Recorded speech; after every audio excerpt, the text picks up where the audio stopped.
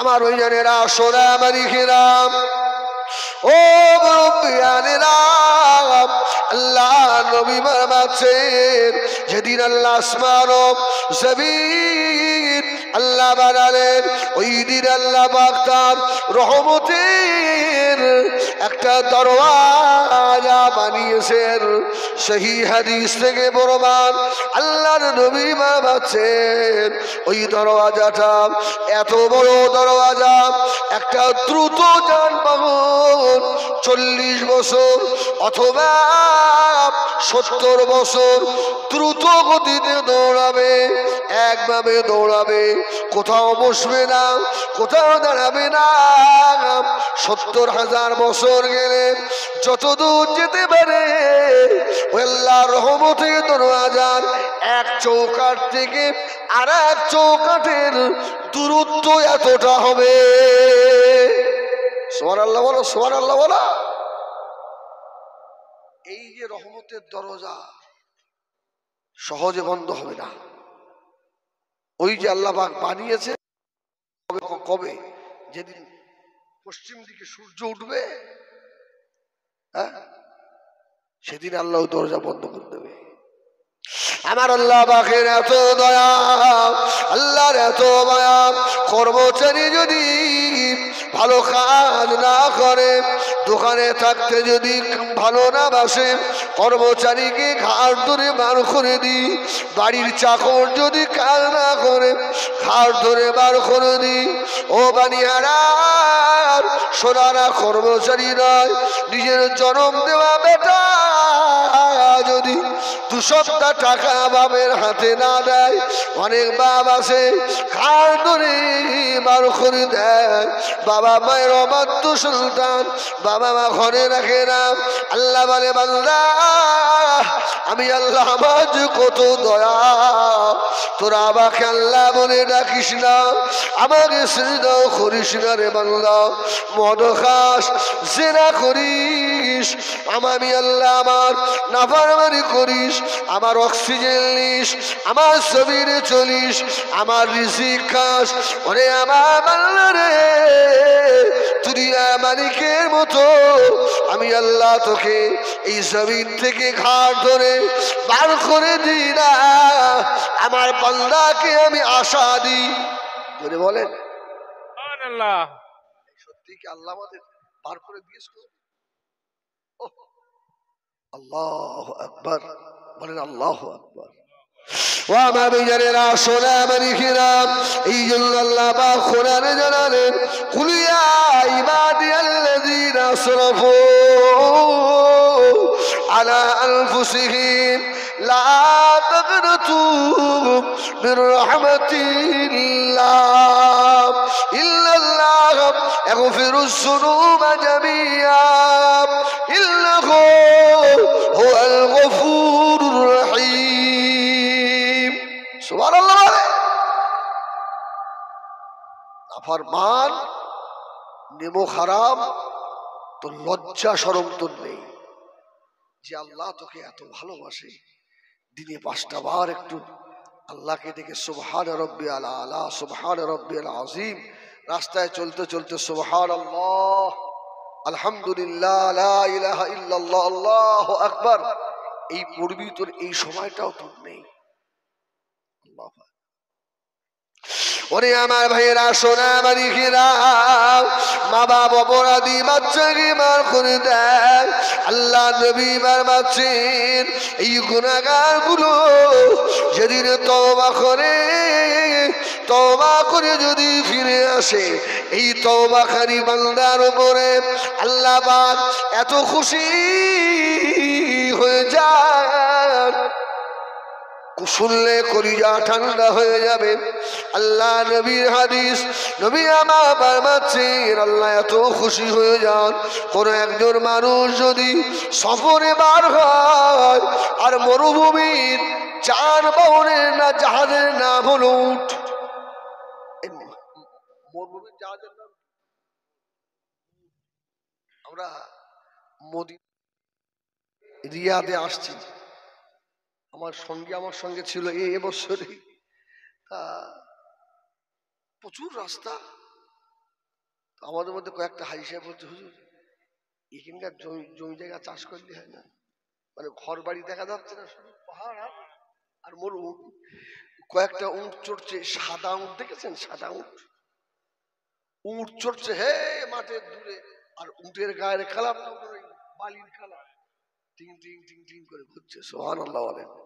আর এই উটকে আল্লাহ মরুভূমির জাহাজ করেছে। আল্লাহ নবী বারমাছেন সব মুসাফির উঠের ওপরে নিজের পানি নিজের খাবার সামান বেঁধে নিয়ে বার হয়ে গেল। বাবা কয়েকদিন যাওয়ার পরে মুসাফিরের শরীর দুর্বল হয়ে গেছে। মুসাফির একটা পাথর নিলেন, ওই পাথরের সঙ্গে উটকে বেঁধে ফেলেছে।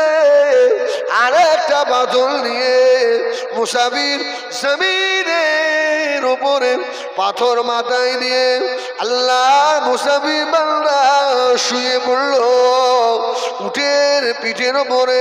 ওর খাওয়ার পানি সব আছে। ওই মুসাফিরের ঘুম ভেঙে গেল। ঘুম থেকে উঠে দেখে উট আর নাই। সাহাবীদের বললেন, সাহাবীরা ওই মুসাফিরের অবস্থা এখন কি হবে? বলল, ইয়া রাসূলুল্লাহ, সে তো হাই হাই করে মরবে। তার পানি খাওয়ার টাকা পয়সা যা আছে সব তো উটের পিঠের উপরে। আর উট উট উট তো এখন নেই, কোথায় পালিয়ে গেছে খুঁজে পাচ্ছে না। নবী আমার দিন দুনিয়ার বাদশাহ হাবিবুল্লাহ জনাবে মুহাম্মদুর রাসূলুল্লাহ সাল্লাল্লাহু আলাইহি ওয়াসাল্লাম নবী আমার ফরমাচ্ছেন, ওই মুসাফির ঘুম থেকে উঠে মরুভূমিতে জঙ্গলে গিয়ে উটকে ডাকতে লাগলো। উট খুঁজে খুঁজে পেল না। মুসাফির আবার ক্লান্ত শ্রান্ত হয়ে গিয়ে আবার মরুভূমিতে ওই পাথর মাথায় দিয়ে আবার শুয়ে পড়েছে। ক্লান্ত শরীর, খাওয়া নাই। মুসাফির ঘুমিয়ে পড়েন। নবী আমার বাবাচ্ছেন, ও আমার সাহাবীরা, আমি রাসূলুল্লাহ বলে দিলাম। ওই মুসাফির ঘুম থেকে উঠে দেখে ও সেই হারানো পানি খাবার নিয়ে ওর সামান নিয়ে ওর পাশে দাঁড়িয়ে রয়েছে। ও আমার সাহাবীরা, এই মুসাফির হারানো উঠবে যতটা না খুশি হয় আল্লাহ পাকের গুনাহগার বান্দা যখন তওবা করে ফিরে আসে, আমার আল্লাহ ওই মুসাফিরের থেকে আরো বেশি খুশি হয়ে যায়। সুবহানাল্লাহ। যতই অপরাধ করেন আল্লাহ কিন্তু আপনার জন্য রহমতের দরজা খুলে রেখেছে।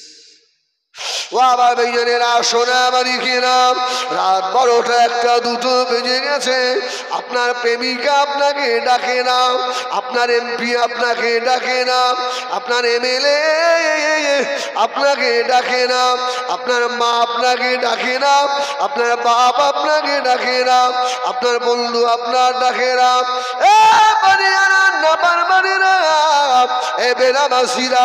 আল্লাহ না শুকরকারী বান্দারা শুনে রেখে দে, আমার আল্লাহর এত দয়া।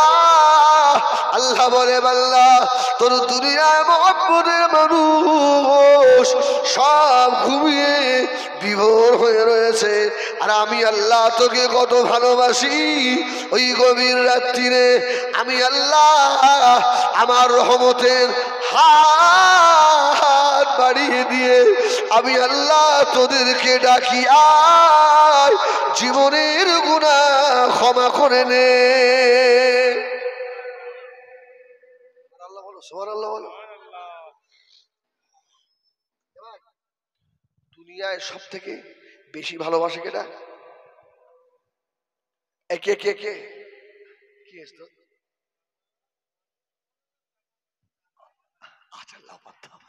আল্লাহ একবারে আমার দেখবে না।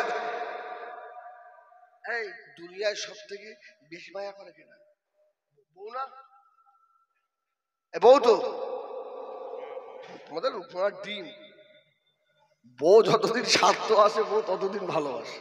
হ্যাঁ, টাকা থাকলে বউ ভালোবাসে। আপনার যৌবন থাকার না থাকুক, ওর যৌবনের ক্ষুধা মিটানোর জন্য কত পুরুষ রয়েছে। বলুন আস্তাগফিরুল্লাহ। এমন কথা আমি বলিনি, আমার বার হয়ে গেল। এটা বাস্তব হচ্ছে না হচ্ছে না। স্বামীকে এত সুন্দরভাবে যে বুঝিয়ে ঠিক করে রেখেছে, মনে করে আমার বউ আর খুব ভালোবাসে, কিন্তু পাক্কা জেনা আসে না নেই। একমাত্র বিনা স্বার্থে ভালোবাসে মা। জোরে বলুন মা। মা এছাড়া সবাই স্বার্থপর। কোন ছেলে যদি মাকে মারতে যায়, কোন ছেলে যদি মা বাবাকে না খেতে দেবো বলে, মা বাবার কলিজায় দুঃখ দেয়। ও সোনাবাড়ি খেরা অনেক সময় মা রেগে গিয়ে বলে, তুই আমার বেটা নয়, তুই আমাকে মা বলে ডাকবি না, তুই আমার মুখ আর দেখবি না। মা দুনিয়া সব থেকে বেশি ভালোবাসে।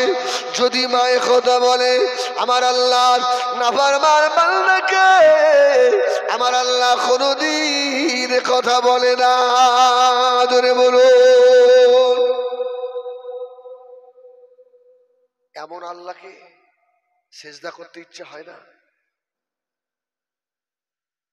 দুনিয়ায় যারা তোমাদের জাহান্নামের পথ দেখায়, দুনিয়ায় তোমাদের যারা আখিরাত বরবাদ করে দিতে চায়, এদের জন্য মায়ের কোল খালি হয়, তাও তোমরা তাদের পিছনে দৌড়াও।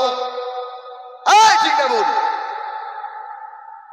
মসজিদের ইমাম ৫,০০০ টাকা মাইনে, অল্প টাকা বেতন হলেও তোমাদের জান্নাতের দিকে ডাকে। জোরে বলুন সুবহানাল্লাহ। এর কথার দাম দেন আপনারা? প্রত্যেক জুমায় বলে, ভাই নামাজি হয়ে যাও, ভাই নামাজি হয়ে যাও। আর তোমাদের ওই মানে কলিজার টুকরা গুলো যারা তোমাদের জাহান্নামের দিকে টেনে যায়, শুধু একবার বলে দেবে, ফেসবুকে দেবে, ভাঙড় কলেজ ময়দানে আসছে, শালার খাওয়া না হলেও ঠিক না বল? আস্তাগফিরুল্লাহ রাব্বি। এরা জাহান্নামের কীট, যারা তোমাদেরকে দেখে দলে ভিড়িয়ে দেয়। মায়ের কোল ভাঙড়ে খালি হয়নি? এই ভাঙড়ে মায়ের কোল খালি হয়নি?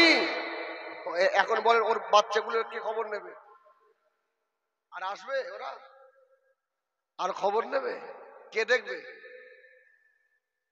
এই কে দেখবে বলেন? একটু আল্লাহর নামটা নিতে আপনাদের কষ্ট হচ্ছে? বলেন না আল্লাহ, বলেন আল্লাহ। আমার এত রাগ হচ্ছে, আল্লাহকে কি বলবো? একটু আল্লাহর মুখ ভরে আল্লাহ বলেন না, ইয়া আল্লাহ। আল্লাহ খুশি হয়।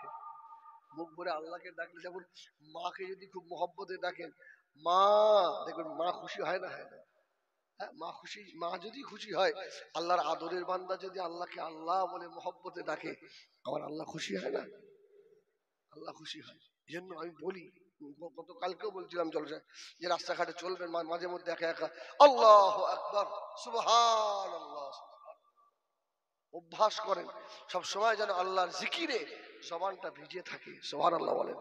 তাহলে আশা করতে পারেন আপনার মৃত্যু সজ্জায় শয়তান আপনার পাশে আসবে না। এই জবান দিয়ে শয়তানের কথা বার হবে না, লা ইলাহা ইল্লাল্লাহ বার হবে। আর কবর থেকে সমস্ত মনজিলগুলো আল্লাহ আপনার জন্য উন্মুক্ত করে দেবে। আমার ভাইয়েরা, সোনাবাড়ি খেরাম, দুনিয়ার সোনাদের ভিতরে ঘুরুন বাবা। ভক্ত হবে আল্লাহ আল্লাহ রসুলের পাগল হোক, ভক্ত হবেন মসজিদের ইমামের ভক্ত হয়ে যাও, ভক্ত হবেন আল্লাহর হাফেজে কোরআন আলেমের ভক্ত হয়ে যাও, ভক্ত হবেন মসজিদের মুসল্লির ভক্ত হও।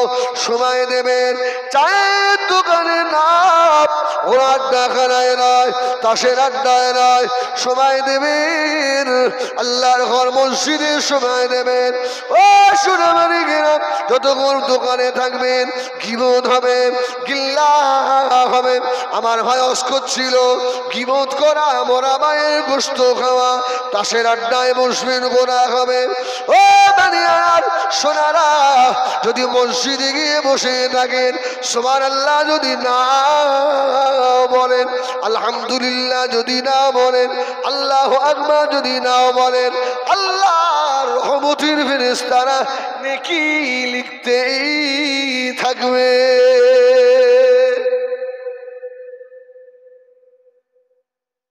আমরা থাকি কোথায় বেশি? আল্লাহু আকবার। আমার ভাই, এই জন্য বলি আমরা ফিরে আসি। সময় আছে আমাদের, আর সময় আছে। এ ভাই, আমি হিজবুল্লাহ ওয়াজ করছি আজকে, আমি বলতে পারবো আগামীকাল আবার আপনাদের ভাঙড়ি আমার জলসা।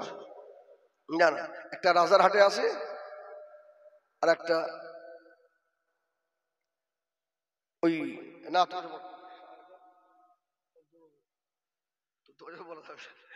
আর বলবো না। আল্লাহু আকবার বলেন। এখন আমি কালকে ওই জলসায় যে অ্যাটেন্ড করতে পারবো, এ আমার বিশ্বাস আছে। আল্লাহর ডাক আসতে পারে না, পারে না? আল্লাহু আকবার। হয়তো আগামীকাল হিজবুল্লাহ এই সময় কবরের বাসিন্দা হতে পারে না, পারে না? আমার ভাইজানেরা, সোনামারি ঘেরা, আমি হিজবুল্লাহ রাত্রে মারি গেলাম, হয়তো আমার মত হয়ে গেল। বাণীহারা যুবকেরা গাড়ি ভাড়া করে পাগলের মতো চলে গেল। হুজুর আমাদের গ্রামে ওয়াজ করে এলেন, আর জীবনে পাবো না। এবারে গিয়ে আর হিজবুল্লাহর মুখের কথা শুনতে পাবেন না, আর পাবেন? আমার ভাইয়ানেরা, সোনাবাড়ি ঘেরাম, শুধু হিজবুল্লাহ খাটিয়া দেখবেন, লাশ দেখবেন, আর জামা কাপড় দেখবেন, আর কিছু পাবেন না বাবা। এই জন্য বলি আল্লাহর রাস্তায় নামাজি হয়ে যাও, রুজিদার হয়ে যাও, আল্লাহওয়ালা হয়ে যাও। সব সময় মনের মধ্যে রাখো, আমার মৃত্যু আগামীকাল হয়তো আমি কবরের বাসিন্দা হয়ে যাব। দেখবেন আলহামদুলিল্লাহ, আমি হোক আর আপনি হন, আমাদের দ্বারায় অপরাধ খুব বেশি হবে না। আমার ভাইজানেরা, সোনাবাড়ি ঘেরা মদিনা মসজিদে নববী শরীফে আসার হয়ে গেল। আল্লাহ নবীর খলিজা ছেড়ে সাহাবী হযরতে বিলাল রাদিয়াল্লাহু তাআলা আযান দিয়ে দিলেন। আল্লাহ নবীর আসহাবে কেরামেরা মদিনা মসজিদে নববী শরীফে সব গিয়ে হাজির হয়ে গেলেন। মদিনার মসজিদে নববী শরীফে কোন মানুষ যদি এক রাকাত নামাজ পড়ে, আল্লাহ পাক ওর নামায় আমাদের 50,000 রাকাতের সওয়াব দেবে। 50,000। ও ভাইয়েরা, কোন মানুষ যদি আল্লাহর কাবা করে এক ওয়াক্ত নামাজ পড়ে, ওই ব্যক্তি নামায় আমালে আল্লাহ পাক 1,00,000 রাকাতের সওয়াব দেবেন। আজকে যে মসজিদটা নিয়ে ঝামেলা হচ্ছে, যুদ্ধ হচ্ছে বাবা, বাইতুল মুকাদ্দাস, যে মসজিদের কথা আল্লাহ পাক কোরআনে দিলেন, সুবহানাল্লাযী আসরা বিআবদিহি লাইলাম মিনাল মাসজিদিল হারাম ইলাল মাসজিদিল আকসা। সুবহানাল্লাহ বলেন। এই মসজিদ আকসায় যদি কেউ এক ওয়াক্ত নামাজ আদায় করে, রাসূল বললেন ওর নামায় আমাল আল্লাহ 25,000 রাকাতের সওয়াব আল্লাহ দান করে। এই বাইতুল মুকাদ্দাস আমাদের মুসলমানদের সর্বপ্রথম কিবলা কোনটা? মসজিদ আকসা। বাইতুল মাকদাসও বলা যায়, মুকাদ্দাসও বলা যায়। এই জন্য মদিনায় একটা মসজিদ আছে, মসজিদে কিবলাতাইন। কিবলাতাইন মানে দুই কিবলার মসজিদ। সুবহানাল্লাহ বলে, দুই কিবলার মসজিদ। ওই মসজিদে আমরা গেছি, আমরা গিয়ে দেখেছি গম্বুজের উপরে, গম্বুজের ভিতরে একটা নামাজের মুসাল্লার মতো নকশা, আপনি মনে ঘুরে এলেন, হ্যাঁ তাহলে ভাই ঘুরে এসে থেকে এসছে মুসাল্লা করা, ওই সাইডটাই বাইতুল মুকাদ্দাস। রাসূলুল্লাহ ওখানে দাঁড়িয়ে মক্কা থেকে এসে 16 অথবা 17 মাস ইখতিলাফ আছে, রাসূলুল্লাহ নামাজ পড়ছিলেন আর মনে মনে করছিলেন আল্লাহ যদি বাইতুল মুকাদ্দাস কিবলা না হয়ে কাবাটা হতো। আল্লাহ পাক কোরআন নাযিল করে দিলেন, কদ নারা তাকাল্লুব ওয়াজহিকা ফিস সামা ফালা নুওয়াল্লিয়ান্নাকা কিবলাতান তারদাহা ফাওয়াল্লি ওয়াজহাকা শাতরাল মাসজিদিল হারাম।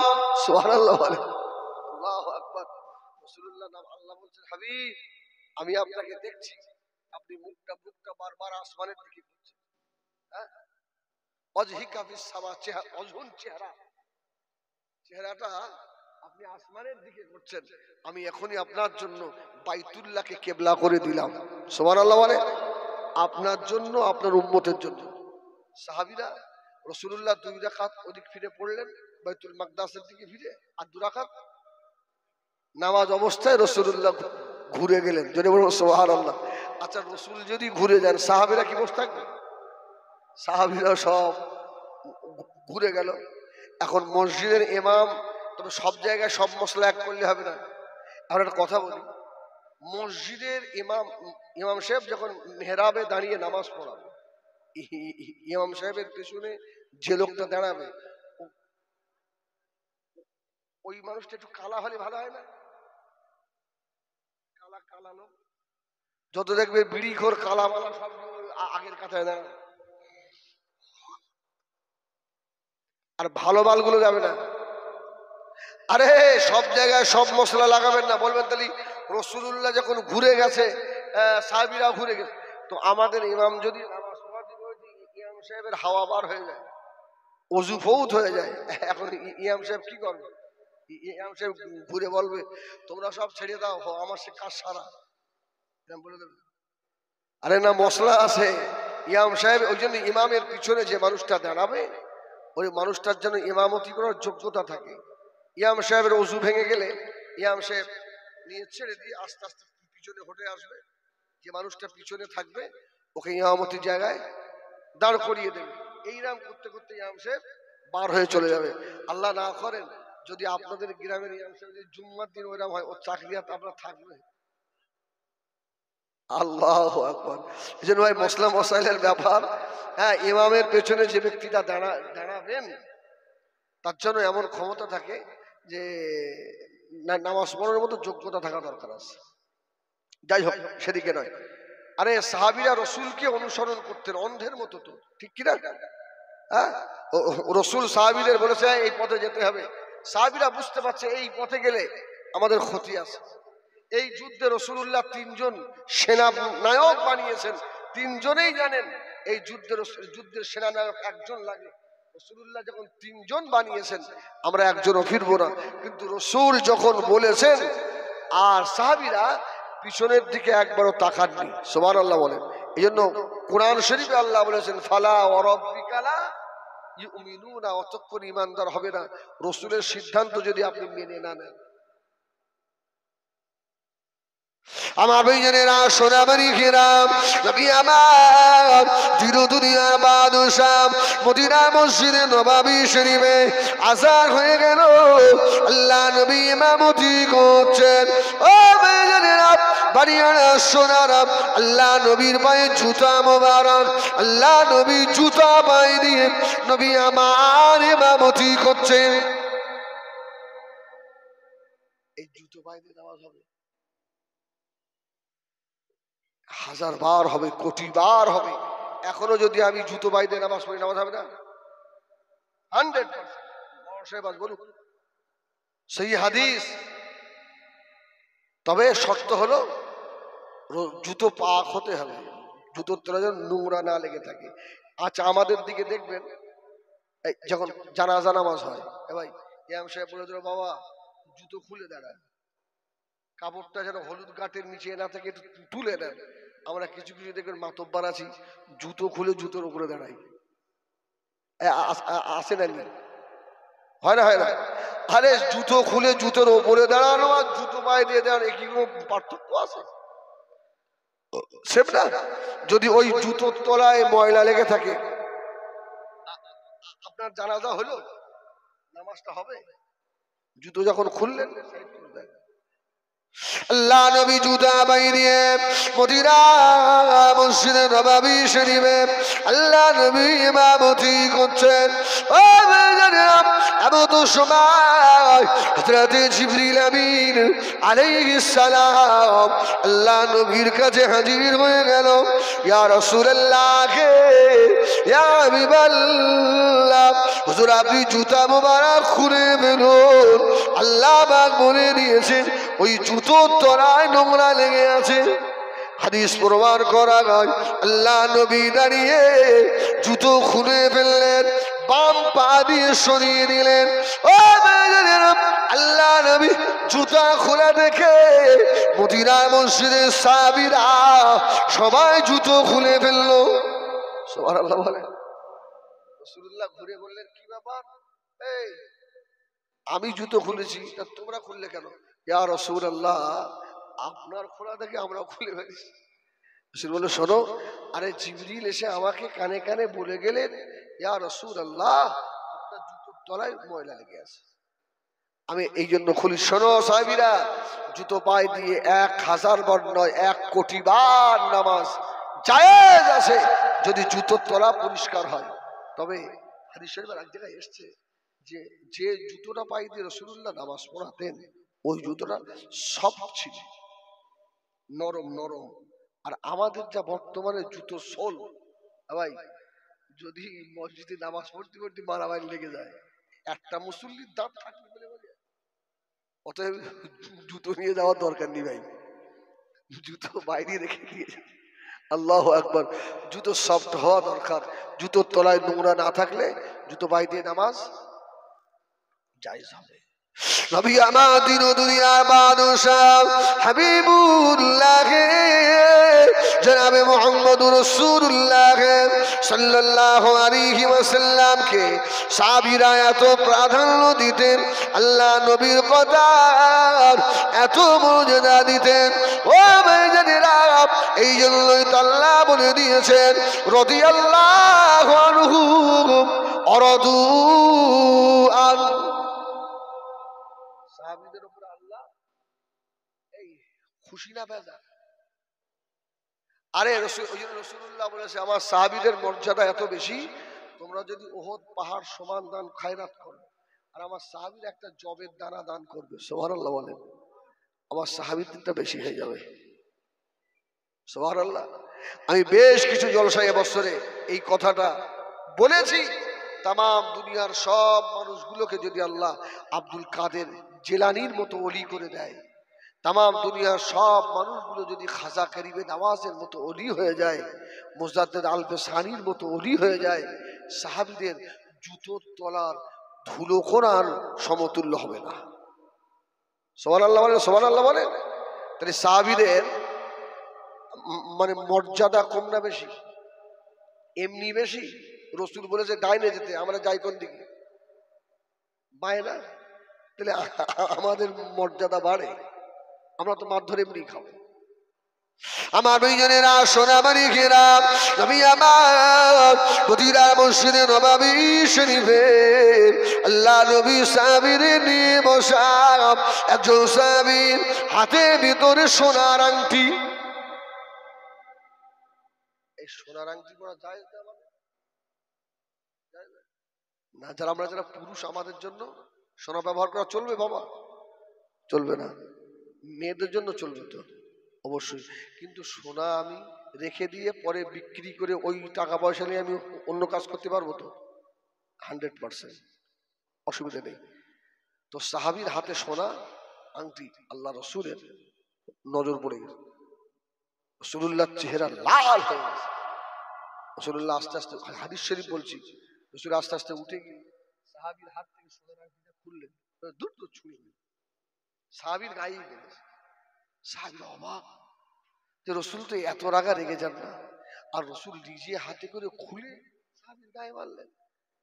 সাহাবীরা সব চেয়ে রয়েছে। রাসূল বলল, সাহাবীরা, আরে আমি কি চাই আমার একটা সাহাবী আগুনের একটা টুকরা হাতে করে নিয়ে বসে থাকবে। সুবহানাল্লাহ বলে। আল্লাহ নবী রাগান্বিত হয়ে গেলেন। নবী আমার আস্তে আস্তে উঠে চলে গেল। ও আল্লাহ নবীর অন্যান্য সাহাবায়ে কেরাম যারা দাঁড়িয়েছিলেন তারা বলেছিল, ভাই সাহাবী, আল্লাহ নবী রাগ করে ছুড়ে দিয়েছে, আপনি এবার আংটিটা তুলে নেন। সাহাবী বলেছিলেন, ও সাহাবী ভাইরা, না না না, আমার রাসূলুল্লাহ যখন আমার হাত থেকে আংটিটাকে নিয়ে ছুড়ে দিয়েছেন, ওই আংটি আর জীবনে হাতে তুলবো না। সাহাবীরা বললেন, ওই আংটি তো বিক্রি করে অন্য কাজও করা যায়। সাহাবী দাঁড়িয়ে বললেন, না না, অত লাভ আমার দরকার নাই, আল্লাহ নবী নিষেধ করেছেন, হাতে হাত তুলবই না। সুবহানাল্লাহ। একে বলে রাসূলকে মানা। কি বলে? একে বলে রাসূলের মানা। আল্লাহু আকবার। ও হযরতে আনাস ইবনে মালিক রাদিয়াল্লাহু ও রাসূলুল্লাহর খাদেম ছিলেন না? আনাস আনাস, আরে রাসূলুল্লাহ সাহাবীদের দাওয়াত করে, শোনেন না, দাওয়াত করেছে, আর খাজুরের রস দিয়ে আর ফুল দিয়ে একটা নেশা জাতীয় খাবার তৈরি করেছে। তখন মদ হারাম হয়নি। নেশা জাতীয় খাবার তৈরি করে সাহাবীদেরকে দাওয়াত দিয়ে সাহাবীরা এসছে, খাবে, বসে গিয়েছে, সব পাত্রে পাত্রে ঢেলা হয়ে গেছে। হাদিস শরীফ এসছে, ঢেলা হয়ে গেছে, শুধু মুখে তুলবে। একজন এসে আনাস ইবনে মালিকের দরজায় ঘা দিচ্ছে, এই ভাই আনাস, খোল দরজা, খোল। কি বাবা? তাড়াতাড়ি খোল, বেঁচে যাবি। দরজা খুলেই বলছে, খাবেন না, রাসূলুল্লাহ এখনই আমাকে বলে পাঠিয়েছে আল্লাহ হারাম করে দিয়েছে। সাহাবীদের মুখে তুলে দিই, ওইভাবে সব ফেলে দিয়েছে, খাবো। আল্লাহ আল্লাহ রসুল যেটা বলেছে সেটাই, যদি না খেয়ে মরে যায় সেও ভালো। আমার দুইজনেরা সোনামারি খেলাম। নবী আমার দয়া নবী মদিনার মসজিদে নববী শরীফে আল্লাহ নবী ইমামতি করলেন। মদিনার মসজিদে নববী শরীফের সাহাবীর আল্লাহ নবীর মুখের পানে তাকালো। আল্লাহ নবী সাহাবীদের বললেন, ও আমার সাহাবীরা, বাবারা শুনে রাখো, আমি রাসূলুল্লাহ তোমাদের একটা কথা বলি। রাসূল যখন সাহাবীদের ডেকেছে, এ ভাই সাহাবীরা অন্যদিকে তাকাবে কেউ? সব রাসূলের মুখের পানে তাকিয়ে আছে, ইয়া রাসূলুল্লাহ বলেন। আর হাদিস শরীফ এসেছে, সাহাবীরা রাসূল যখন কোনো বক্তব্য দিতেন এমন ভাবে তাকিয়ে থাকতেন, বসে থাকতেন, সাহাবীদের মাথার উপরে উড়ান্ত পাখি বসলেও বুঝতে পারতো না। সুবহানাল্লাহ বলেন, আল্লাহু আকবার। আর আমাদের মাহফিল গুলোতে দেখবেন বসে বসে খৈনি বানাচ্ছে। গত পরশু একটা জলসা করলাম নদিয়া জেলায়, ওরা হয়তো শুনবে, ইউটিউব হচ্ছে তো, তা শুনুক, অসুবিধা নেই, সত্য কথা তো। তো আমার যত সময় মনে হয় সভাপতি, আল্লাহ মাফ করুক, স্টেজের উপরে সাইডে বসে বসে করতে মাল মেরে আমার রাগ হয়ে গেল, কিন্তু কি বলবো, মুরব্বী মানুষ, তার সঙ্গে বেয়াদবি করা যায় না। তো আমার টাকারও দেখে আমার যারা শ্রোতা ছিল তারা বুঝতে পেরে গেছে হুজুর রেগে ওরে ऐसा ধমক দিয়েছে। আমার বাবাজি একটু বাইরে থেকে খেয়ে আসেন, হ্যাঁ, এখানে বসে এটা করা ঠিক নয়। আল্লাহু আকবার বলেন। আমার দুইজনেরা সোনামারি খেলাম মদিনা মসজিদে নববী শরীফে আল্লাহ নবীর নামাজ হয়ে গেল। সাহাবীরা ঘুরে বসলেন। আল্লাহ নবী বললেন, সাহাবীরা শুনে রাখো বাবা, আমি রাসূলুল্লাহ আজকে একটা আওয়াজ শুনতে পেলাম। কি আওয়াজ?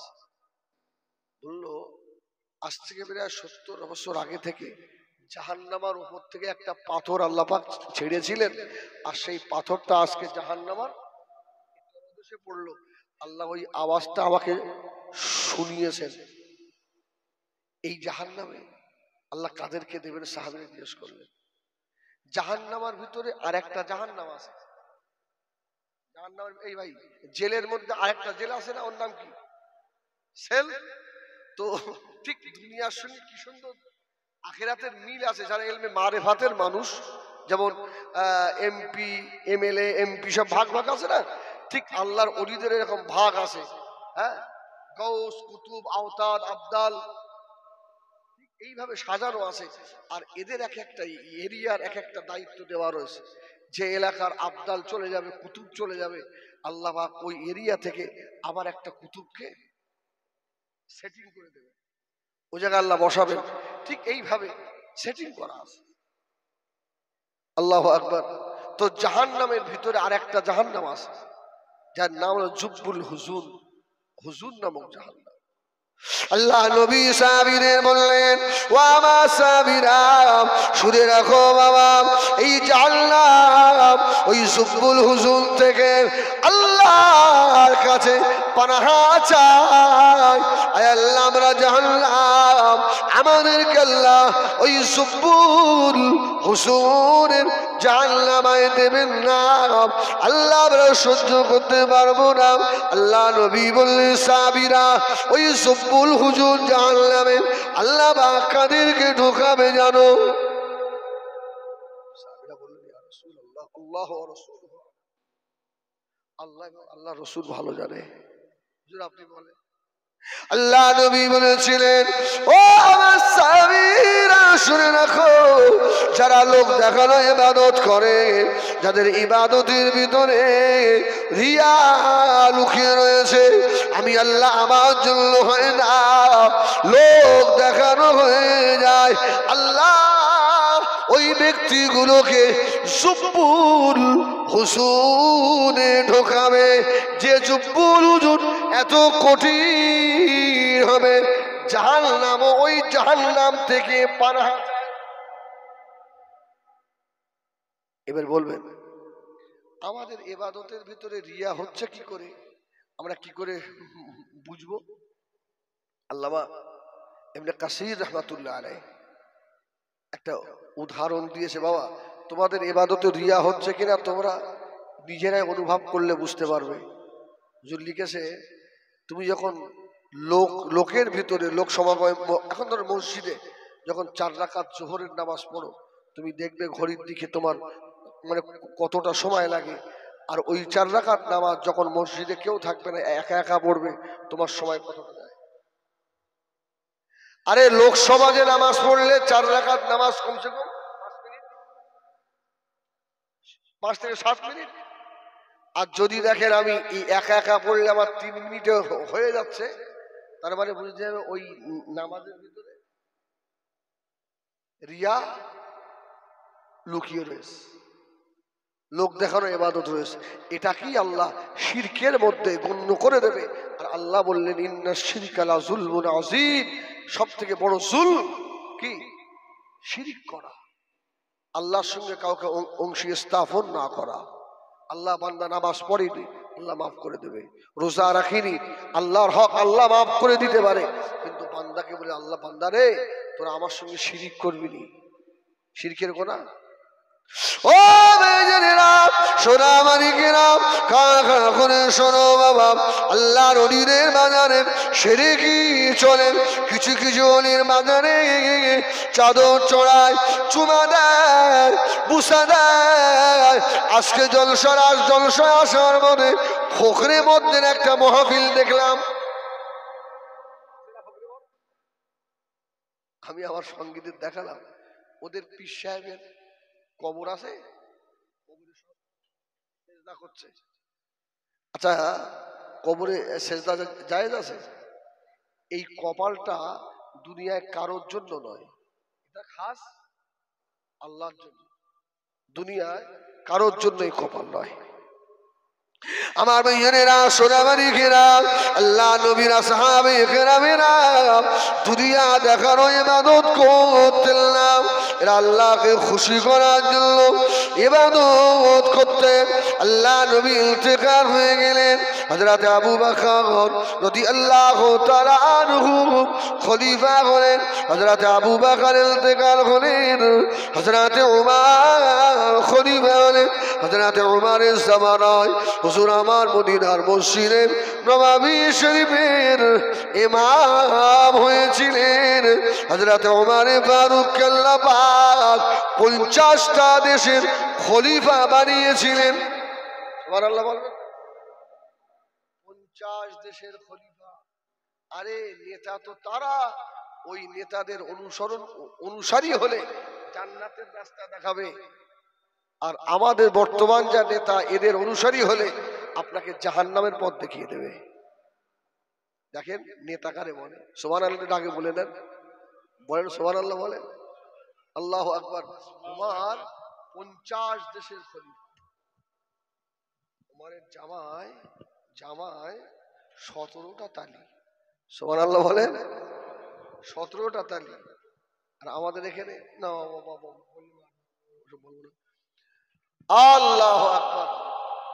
হতে দেয় না, এত টাকার মালিক হয়ে যায়। এই কার টাকা খায়? ওসব জাহান্নামের আগুন খায়। জাহান্নামের আগুন খায় ওরা, ওদের খেতে দাও, খা, দুঃখ করো না, ওরা জাহান্নামের আগুন খায়। আমাদের হক মারা টাকা খায় না। আমার দুইজনেরা সোনাবাড়ি ঘেরা হযরত ওমর মদিনার মসজিদে নববী শরীফে বসা। সিরিয়া থেকে একদল লোক চলে এলো।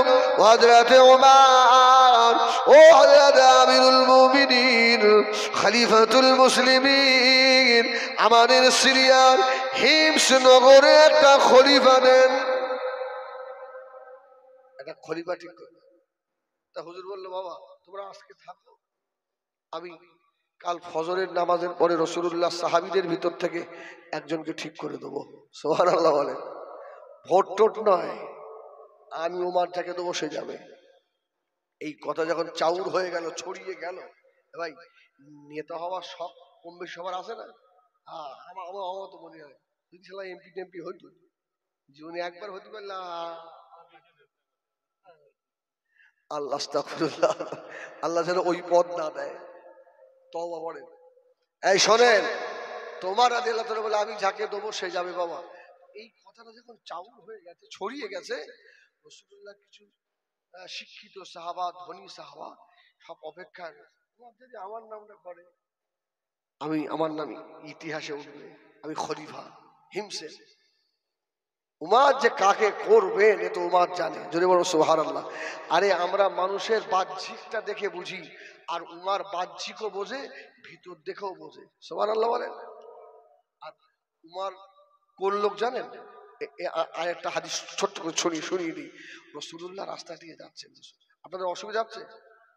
বলুন আলহামদুলিল্লাহ। আর 15-20 মিনিট আছি, এর মধ্যে যদ্দূর পারো লেলাও, আবার চলে যাবো। এই রাসূলুল্লাহ যাচ্ছেন, তো একটা মেয়ে ছেলে রাস্তার ধারে বসে বসে তব বাজিয়ে গান করছে। কি হচ্ছে? তব বোঝেন? তব কি বলেন? একতারা আলাদা, তব আলাদা।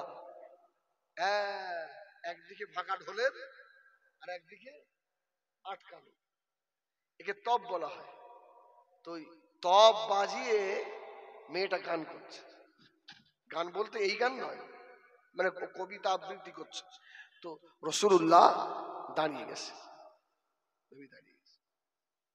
হয়তো আবু বকর আসছিলেন, যে মেয়েটা তব বাজাচ্ছে আর আমার রাসূল দাঁড়িয়ে দাঁড়িয়ে শুনছেন। আচ্ছা আবু বকর কোনদিন আমার নবীকে এই কথা বলতে পারবে, ইয়া রাসূলুল্লাহ আপনার কি আক্কেল? বলতে পারবে? আরে নবীর বাড়িটাই তো শরীয়ত তৈরির ফ্যাক্টরি। জোরে বলুন সুবহানাল্লাহ। নবী ইচ্ছা করলে শরীয়তের হারামকে হালাল করতে পারে, আর হালালকে হারাম করতে পারে। এ পাওয়ার মুস্তাফাকে আল্লাহ দিয়েছেন। সুবহানাল্লাহ বলেন। একজন সাহাবী এসে বলল, ইয়া রাসূলুল্লাহ আমি সব ঈমান আনতে পারি, সব নামাজ পড়তে পারবো। এখন নামাজ পড়া কার হুকুম? আল্লাহর। তাহলে আল্লাহর হুকুমকে কি বলা হয়? সুন্নাত, ফরজ। আল্লাহর হুকুম। রাসূল বলল, যা, তোর আল্লাহ বলেছে 5 ওয়াক্ত ফরজ, আমি রাসূল তোর জন্য 4 ওয়াক্ত করে দিলাম ফরজ, তোকে আর ফরজের নামাজ পড়তে হবে না। সুবহানাল্লাহ বলেন।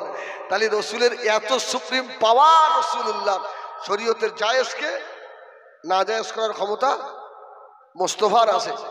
তো আবু বকর সেখানে কিছু বলবে? আরো একটু ভালো করে বোঝেন। আচ্ছা, আবু বকরের নবী কি হন?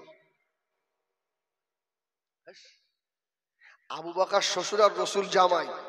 হ্যাঁ, হাদিস শরীফে কোথাও নেই যে জীবনে হযরত আবু বকর রসুলকে জামাই বলে ডেকেছেন। আছে? সবসময় ইয়া রাসূলুল্লাহ, ইয়া হাবিবাল্লাহ বলে ডেকেছেন। সুবহানাল্লাহ বলেন। উমার শ্বশুর, মুহাম্মদ সাল্লাল্লাহু আলাইহি ওয়াসাল্লাম জামাই। কোনদিন উমার বলেনি জামাই নবী এদিকে এসো, ইয়া রাসূলুল্লাহ। হযরত আবু বকর সিদ্দিক রাদিয়াল্লাহু তাআলা বলেন, আল্লাহ নবী দাঁড়িয়ে দাঁড়িয়ে মেয়েটা তপ বাজানো ওই কবিতা বলেন আর গান বলেন শুনছেন। হযরত আবু বকর আল্লাহ নবীর পাশে গিয়ে দাঁড়িয়ে পড়লেন। নবীও শোনে, হযরত আবু বকরও দাঁড়িয়ে শোনেন। এমন সময় পাশ দিয়ে রাস্তা, বহু দূরে ব্যাগ। হযরত ওমর ফারুক শুধু ব্যাগটা ঘুরেছেন, আল্লাহ নবীর নজর পড়ে গেল ওই তপ বাজানো মেয়ে ছেলে ওর তপটাকে নিয়ে আর পাচার তলায় দিয়ে লুকিয়ে রেখেছে। সুবহানাল্লাহ। আচ্ছা, উমরের দাম বেশি না আমার নবীর দাম বেশি? নবী দাঁড়িয়ে রয়েছে, ও তপ লুকিয়ে রাখলো না। আর উমার হাফ কিলোমিটার দূর, শুধু টার্নিংটা ঘুরেছেন, মেয়েটা সঙ্গে সঙ্গে তপটা নিয়ে পাচার তলায় দিয়ে চুপ। আবু বকর রসুলের দিকে তাকাচ্ছে আর রসুল আবু বকরের দিকে তাকাচ্ছে। সুবহানাল্লাহ বলে। কি হলো, ব্যাপারটা কি? আরে দূরে তাকিয়ে দেখে ও উমার আসছে। আমার রসুল বলছে আবু বকর কিছু একটা হয়েছে। আরে আমার ইন্নী আরা মা লা তারাউনা, আমরা যা দেখি আমার নবী আমাদের তো ভালো দেখে না। সুবহানাল্লাহ বলে। আল্লাহু আকবার। নবী আমাদের দুনিয়ার বাদশা হাবিবুল্লাহ জনাবে মুহাম্মদুর রাসূলুল্লাহ সাল্লাল্লাহু আলাইহি ওয়াসাল্লাম নবী আমার আবু বকরকে নিয়ে দাঁড়ানো। হযরত ওমর টুকটুক করে আসে। আল্লাহ নবী ওমরের মুখের বাড়ি তাকিয়ে আল্লাহ নবী হাসতে লাগলেন। হযরত ওমর বললেন, ইয়া রাসূলুল্লাহ, ইয়া হাবিবাল্লাহ, আপনি আমার দিকে তাকিয়ে হাসেন কেন? আল্লাহ নবী বললেন, বাবা ওমর, একটা ঘটনা ঘটে গেছে। জোরে বলুন সুবহানাল্লাহ। ও হযরত ওমর, আমি রাসূলুল্লাহ, আমার আবু বকর দুইজনে দাঁড়িয়ে মেয়েটা গান করছিল তপ বাজিয়ে বাজিয়ে। বাবা ওমর, তোমাকে দেখতে পেয়ে তপটা লুকিয়ে ফেলেছে। ও হযরত ওমর, আমি রাসূলুল্লাহ দেখে নিয়েছি। তোমার ব্যাগ ঘোড়া দেখে ইবলিস শয়তান পিছনের হাওয়া ছাড়তে ছাড়তে দৌড়ে পালাচ্ছে।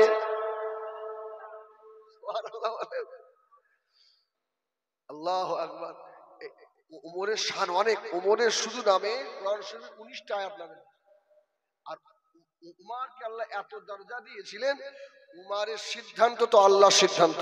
সুবহানাল্লাহ বলেন। এত ইজ্জত। ওই উমর বলছে, হিমসবাসী, কালকে তোমাদের একটা খলিফা নির্বাচিত করে দেবো বাবা, আল্লাহ থাক। সব থেকে গেছে। ফজরের নামাজ হয়ে গেল। হযরত ওমর ইমামতি করলেন। হযরত ওমর বলে দিল, হে রাসূলুল্লাহ, সাহাবীরা কেউ চলে যেও না বাবা, দাঁড়িয়ে যাও। হযরত ওমর দোয়া শেষ করে দিয়ে প্রথম কাতারে ঢুকলেন। আল্লাহ নবী সাহাবীদের দেখছেন কাকে হিমসের খলিফা বানাবেন, কাউকে পেলেন না। দ্বিতীয় কাতারে ঢুকলেন, কাউকে পেলেন না। তৃতীয় কাতারে ঢুকলেন, কাউকে পেলেন না। চতুর্থ কাতারে, শেষ কাতারে বাবা আল্লাহ নবী একজন গরীব অসহায় সাহাবী গায়ে জামা কাপড় ভালো নয়, ওই সাহাবীটা চুপ করে বসে আছে বাবা। আর বসে বসে দুটো হাত আল্লাহ পাকের দরবারে তুলে হাও হাও করে কাঁদছেন। আল্লাহর আযাবের ভয়ে, আল্লাহ জান্নাত জাহান্নামের আযাবের ভয়ে ওই সাহাবীটার নাম হলো হযরত সাঈদ ইবনে আমর। সুবহানাল্লাহ বলেন।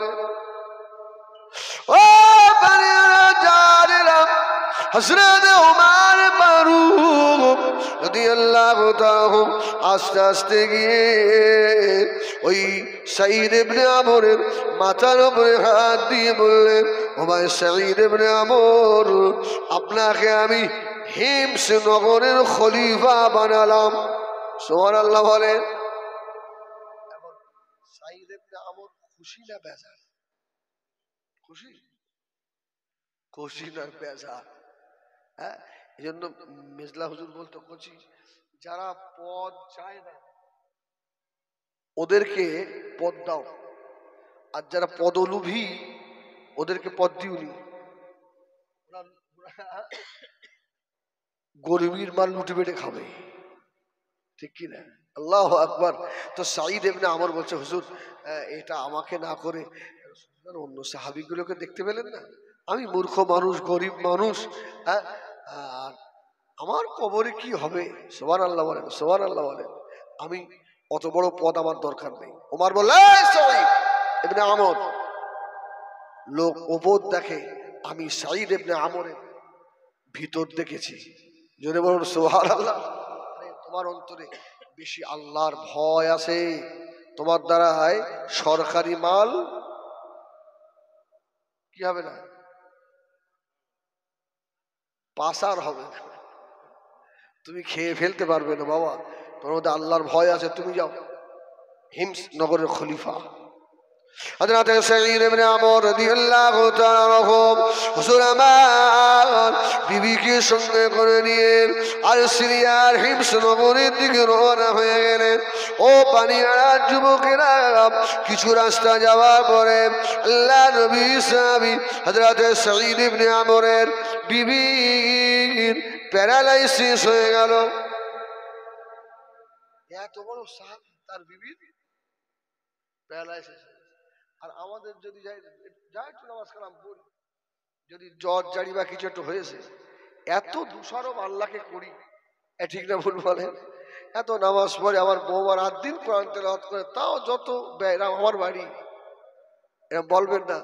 এই রাসূলুল্লাহ বলেছেন, যে মানুষটা দুনিয়ায় সুখ পেল না, শুধু অশান্তি আর অশান্তি, দুঃখ আর দুঃখ, আল্লাহ ওই মানুষটার মৃত্যু তো ইমানের সঙ্গে দেবেই, আর ওই মানুষটার গোনা আল্লাহ দুনিয়ায় সব মাফ করে নিষ্পাপ করে আল্লাহ কবরে ঢোকাবে।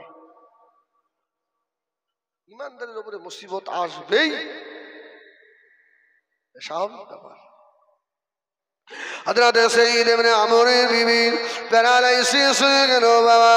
হুজুর আমার বিবিকে ঘাড়ে করে নিয়ে হিমস নগরে যাবে মসজিদের সম্মুখে গিয়ে দাঁড়ালেন। হিমসবাসীকে ডাকলে, বাবারা, হযরত ওমর ফারুক রাদিয়াল্লাহু তাআলা আমাকে খলিফা নির্বাচিত করে পাঠিয়েছেন। হিমসের মানুষেরা অবাক হয়ে গেল, এই মানুষটাকে দিয়ে পাঠালো, চুলগুলো উস্কো খুস্কো, জামা কাপড় ভালো না, দেখতেও ভালো নয়। হিমসবাসীরা কোনো কথা বলে না। ও আমাদের খলিফা, আপনার থাকার জন্য সরকারি একটা ঘর পাবেন। এখন যারা এমএলএ এমপিরা সরকারি ঘর পায় না, গাড়ি পায় না, ঘর পায়, গাড়ি পায়, আবার অনেক কিছু পায়, হ্যাঁ, অনেক কিছু পায়। ভাই মেডিকেল টেডিকেল আলাদা জিনিস, ওর উল্টো জিনিস আবার কিছু পায়, ওটা বলো না, আল্লাহ মাফ করে। হুজুর বললে, শোনো বাবা, ওই সরকারি ঘর আমার লাগবে না, আমি ভিখারি মানুষ, হ্যাঁ, আমাকে একটা লতা পাতা দিয়ে ঘর বানিয়ে দাও না। সুবহানাল্লাহ বলেন, সুবহানাল্লাহ বলেন।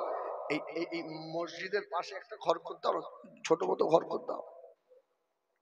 ও বাবা জানেরা, আল্লাহ নবীর খলিফা সাহাবী হযরত সাইয়্যিদ ইবনে আমরের ছোট একটা ঘর করে দেওয়া হলো।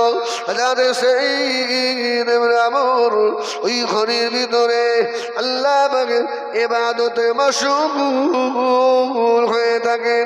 হযরত সাইয়্যিদ ইবনে আমর ফজরের আল্লাহর ফরজ নামাজ আদা করে দিয়ে আল্লাহ পাকের কোরআন তেলাওয়াত করে হযরত সাইয়্যিদ ইবনে আমর বিবি সাহেবার খেদমত করেন, বিবিকে গোসল করায়, রান্না করে, বিবিকে খাইয়ে রেখে অফিসে আসতে দেরি হয়ে যায়।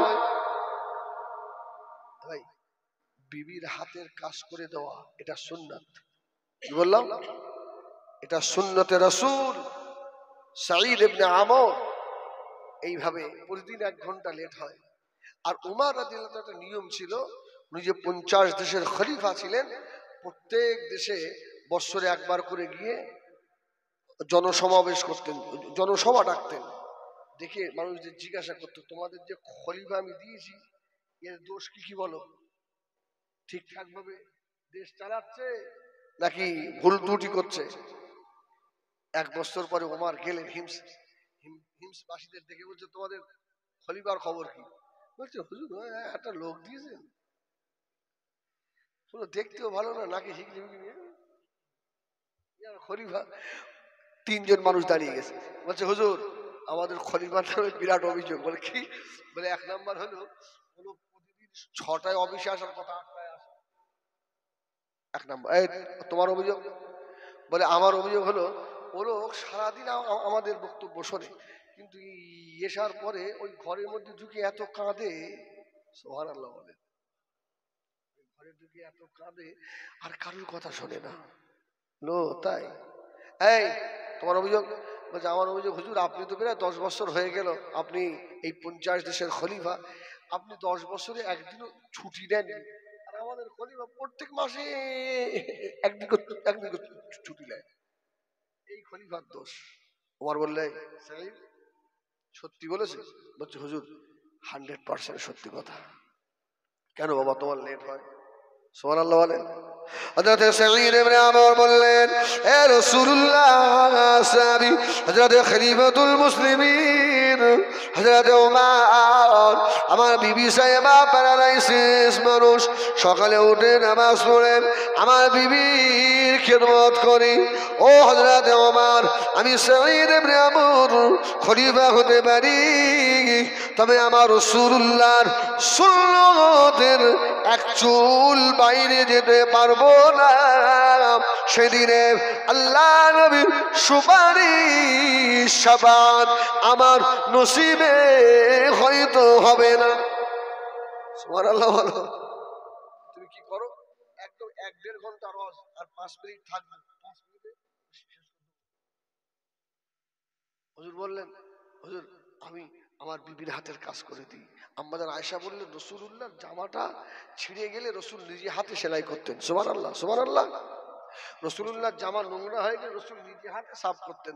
আমাদের আয়েশা বলছে, রাসূল পাক সাল্লাল্লাহু আলাইহি ওয়াসাল্লাম আসরের নামাজের পরে রাসূল আমাদের সব বুবুদের ঘর ঘর রাসূলুল্লাহ দেখতেন, আর আমরা আসরের পরে আনাজ করতাম, তরকারি করতাম। রাসূলুল্লাহ একদিন এসে বলছে, আয়েশা তোমার একটু হেল্প করে দেবো? সুবহানাল্লাহ বলেন। আরে আপনি আমি আর কত বড় লাট সাহেব, আমার নবীর মর্যাদা আল্লাহর পর। আমাদের আয়েশা বলছে, রাসূলুল্লাহ কি করলেন? ঘর থেকে তলোয়ার বার করে নিয়ে এসে আমার সবজিগুলো বিশ্ব নবী আর কুটে আমার কাজে সহযোগিতা করে দিলেন। সুবহানাল্লাহ বলেন।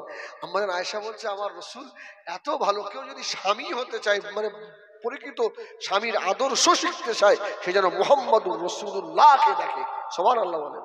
আমার নবী, আমাদের আয়েশা বলছে, পৃথিবীর শ্রেষ্ঠ স্বামী হলো মুহাম্মদুর রাসূলুল্লাহ। সুবহানাল্লাহ সুবহানাল্লাহ।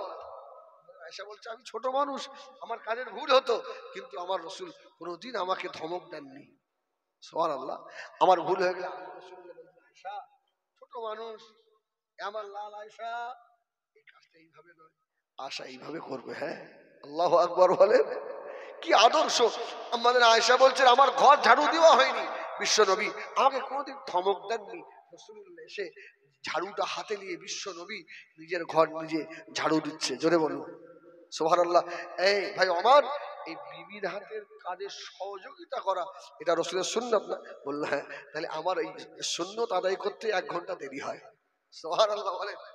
তোমার চোখ দিয়ে টপ টপ করে পানি পড়ছে। ভাই সাঈদ ইবনে আমর, আমি তো তোমাকে এই জন্যই হিমসের খলিফা করেছিলাম। সুবহানাল্লাহ সুবহানাল্লাহ, আল্লাহু আকবার। তো ওমর রাদিয়াল্লাহু তাআলা আনহু আবার ওমরকে বললেন, সাঈদ ইবনে আমর, আমার রাত্রিরে কেন দেরি হয় জানেন?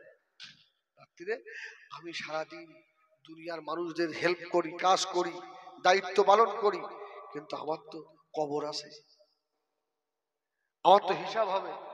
হ্যাঁ, আমি একটা টাইম ফিক্সড করে নিয়েছি। আমি যে কথাটা জলসা শুরুতেই বলছিলাম যে সাহাবীরা সময় দুটো ভাগ করতেন, একটা দিনের জন্য আর একটা দুনিয়ার জন্য। আল্লাহু আকবার।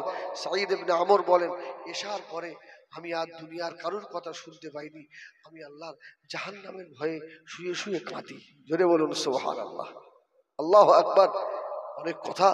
তো আরেকজন বলেছিল না যে মাসে একদিন ছুটি নেয়। সাঈদ ইবনে আমর বলল, হুজুর আমার বিবি তো প্যারালাইসিস রোগী, জামা পরিষ্কার করে দিতে পারে না, আমার বিবির কাপড়টা আমাকে সাফ করতে হয়, আমি মাসে একদিন ছুটি নিয়ে আমাদের জামা কাপড় সংসারের কাজ অনেক থাকে, আমি খলিফাতুল মুসলিমিন নিজে হাতে কাজ করি। সুবহানাল্লাহ বলেন, সুবহানাল্লাহ বলেন। আল্লাহুম্মা সাল্লি আলা সাইয়্যিদিনা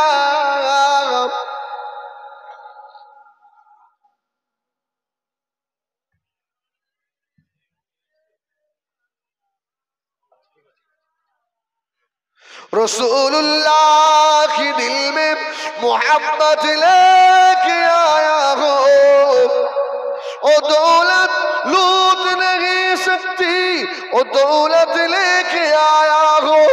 मेरे दुनिया मेरे दुनिया मेरे उक़बा मेरे उक़बा शरीयत लेके आया हो, तरीक़त लेके आया हो, गुनाहों की बाम्बर इबादत लेके आया हो, रसूलुल्लाह की दिल में मोहब्बत लेके आया हो।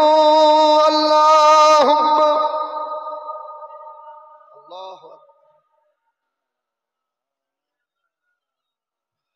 व अला आलिहि